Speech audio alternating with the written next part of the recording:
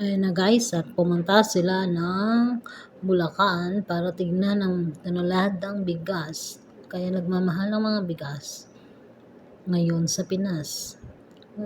Galit na galit sila dahil sa mangyari, bakit kadami-dami at bakit nagmamahalan ang bigas. Ito ay mga galing sa ibang lugar.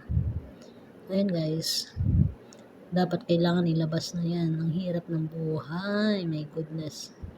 Kaya tayo naghihirap dahil ganitong nangyayari sa toneladang bigas na hindi na napapalabas sa labas. Okay guys, let's go.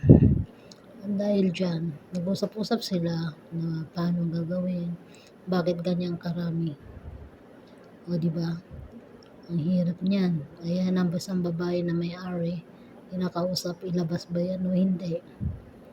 Kaya guys, sa mga naghihirap tayo ngayon na sa Pilipinas ay dapat kailangan maging maayos ang lahat para sa kinabukasan.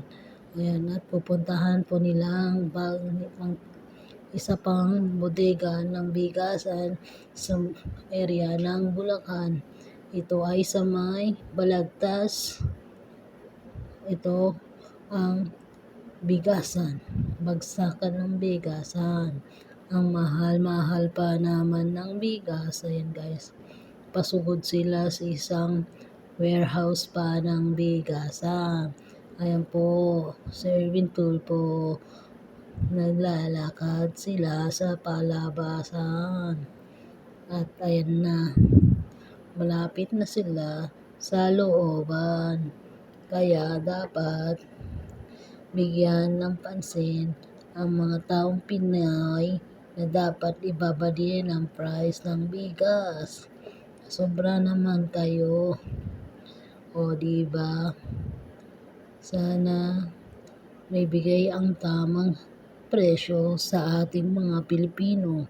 Kaya tayo'y naghihirap dahil pataas ng pataas ang presyo ng bigas. O ayan na guys, ang daming bigas. Ang dami. Oh my goodness, sabi. Ang dami-dami. Ayan na po. Hanggang dyan tayo. Tignan nyo. Limpak na bigas. O diba? Ang tindi.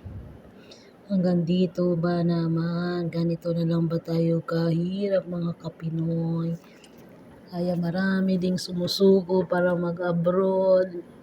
Tignan nyo, karami-rami limpak niya. Milyon siguro yung laman ng bodega na yan. Or mahigit. Kaya kailangan nilang ilabas lahat para mabenta.